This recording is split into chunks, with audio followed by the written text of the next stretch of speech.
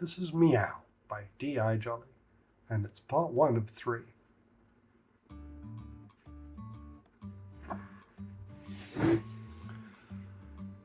There are days when it seems like the whole world is against you, and there are days when it feels like everything you touch turns to gold.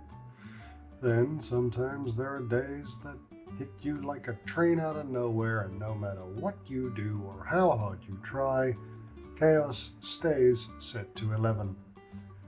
The kind of day where just trying to take out the trash puts you on a collision course with crazy. Or at least, that's how it felt to Justin. His plan was simple: shower, change, coffee, then take out the trash on his way to work. It wasn't to end up sitting in a bar across from a man he'd not seen in 9 years, drinking his third shot of tequila, making sure to keep his muscles tense in case he needed to quickly draw the gun from his pocket. Chaos hit him as soon as he stepped out the door. It closed with its usual click, reminding him that he had neither his keys nor his phone. For a moment he thought about kicking in the door, then swore and decided to just go to the office and sort it out there. Then he sighed, picked up the trash bag, and headed out.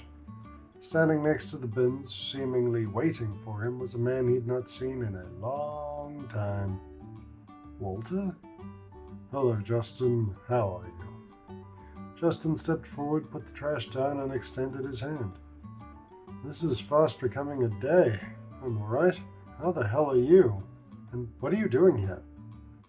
Walter smiled, but somehow managed to look grave doing it. Yeah, that's kind of a long story. Look, I'm sorry about this, but I need your help. My help? With what? What's going on here? Walter let out a long sigh and cracked his neck. I don't have time to explain it right now, but I need you to come with me. I've got a car waiting. What are you talking about? I haven't seen you in 10 years and now 9 years. What? It's been 9 years, 3 months and 6 days. Justin stared at him for a moment in quiet disbelief. How could you possibly know that? That's a much shorter story. Last time we saw each other was at Jenny Smith's 23rd birthday, which is on the 27th of June, and we're all the same age. Justin opened his mouth to protest, feeling the anxiety of the situation coupled with the idea of being late for work and the lingering problem of not having his keys or his phone. But before he could talk, Walter pulled a gun out of his pocket and pointed it at him. I'm sorry, but you are going to come with me. Justin looked down at the gun and tried to take a deep breath, but only managed a few panicked gasps. Okay. No need for that. Walter put the gun back in his pocket. The car's this way. They walked in silence, and Walter gestured for Justin to drive. Where exactly am I driving you? His voice had gone from near panic to flat. For starters, down the street, then left, then just keep going until we reach the highway. Which it doesn't fucking matter. Get in. They did and headed off down the street. Questions began to form in Justin's mind, but so did a fear that he wasn't going to make it home, that he'd never see his girlfriend again, or anyone for that matter. He tried another deep breath, then chanced to look at his one-time friend. Over Walter's shoulder he spotted a truck that had already knocked 2 cars out of the way to put itself on a collision course with them. Justin turned hard and managed to get the car facing away as the truck hit their back, and not T-boned the side. The impact launched them into a front window of a nearby hairdresser, and the truck slammed hard into a streetlight. Through the blur, dust, and confusion, Justin felt a hand grab him by the shoulder and pull him out of the car. He heard something that sounded like a teacher from Peanuts, and it was only a few seconds after that he realized it was Walter's voice. Hey, you've got to pull it together. We need to get out of here now. Once the sound became words, he realized that the hand on his shoulder was pulling him along, and he was mostly walking. Sanity returned, and he stopped and pulled himself free. Why on earth would I go with you? Walter turned an annoyed look at him and pointed to the driver of the truck. who looked groggy and was bleeding from somewhere on his head, but was also regaining consciousness. Because that man is going to try and kill us in a few seconds. What have you gotten me into, and how is it better than what you were going to do to me?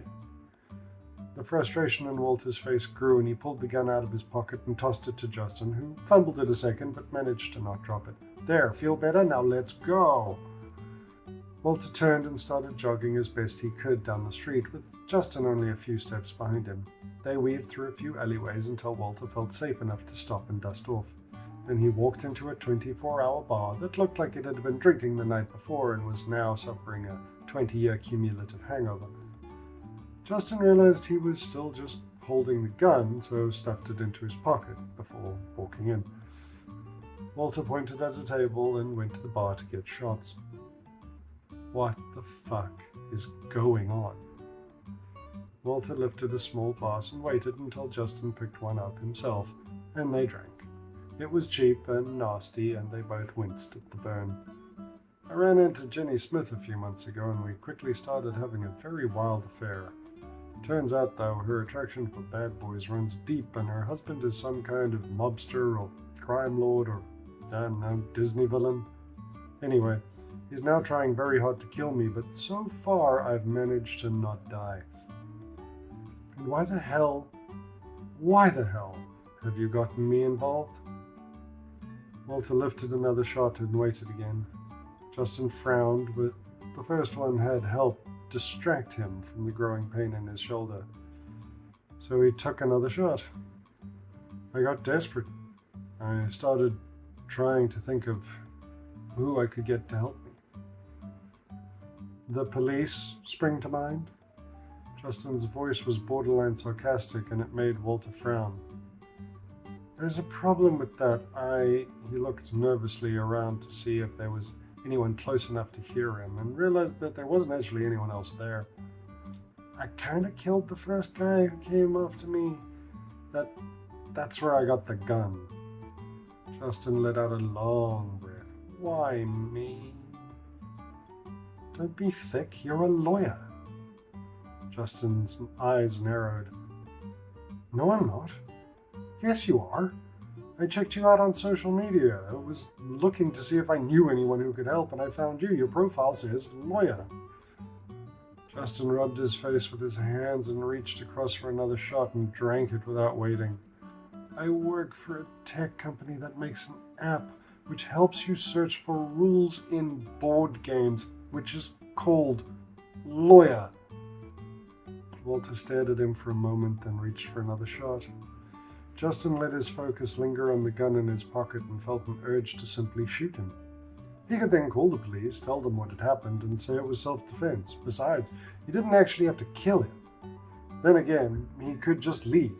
Go home, or not, because he didn't have keys or a phone.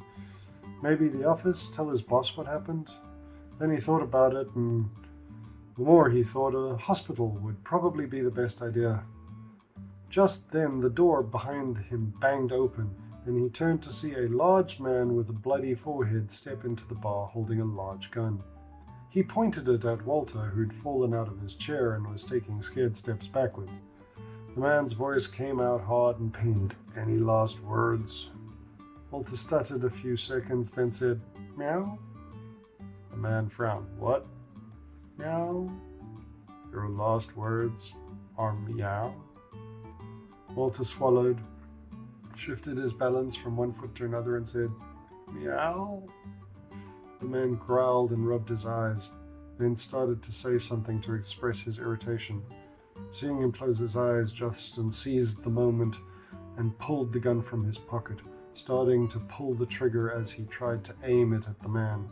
3 shots went wild, but 2 hit, one in the leg and one in the arm holding the gun. The gun then clicked empty, and Walter lunged forward, slamming a bar stool into the man's face. He turned to look at Justin, and they both ran for the door and the street outside. This was the end of part 1. The rest is all available on my Patreon. Thank you for listening, and I hope you have a lovely day.